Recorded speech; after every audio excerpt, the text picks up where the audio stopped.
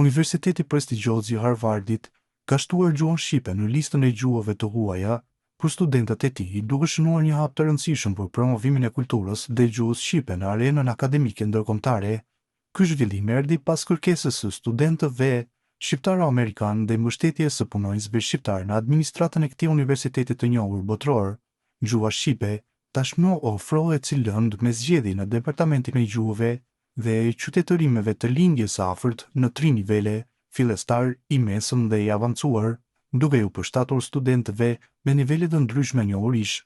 Ligjëruesi i këtij kursi, Faton Limani, shprehet se synimi nuk është vetëm mësimi teknik i gjuhës, por edhe njohja me historinë dhe kulturën shqiptare.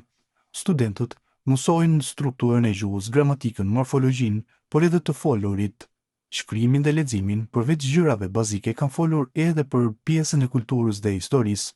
Për çdo semestër, studentët bëjnë nga një prezantim me tema si historia e alfabetit, folklorit, muzika apo tradita shqiptare, tha Limani për Zërin e Amerikës. Kërkesa për përfshirjen e gjuhës shqipe erdhi verën e kaluar nga studentja shqiptaro-amerikane Dona Kosovic. Në një intervistë, ajo rrëfen se dëshira për të studiuar mbi origjinën e saj e shtyu të kërkonte zyrtarisht hapjen e këtij kursi në Harvard.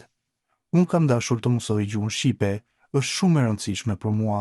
Të dy prindrit e mi janë shqiptarë dhe dua që fëmijët e mi në të ardhmen të flasin gjuhën. Dua të njohë më shumë edhe mbi historinë e Shqipërisë dhe Kosovës.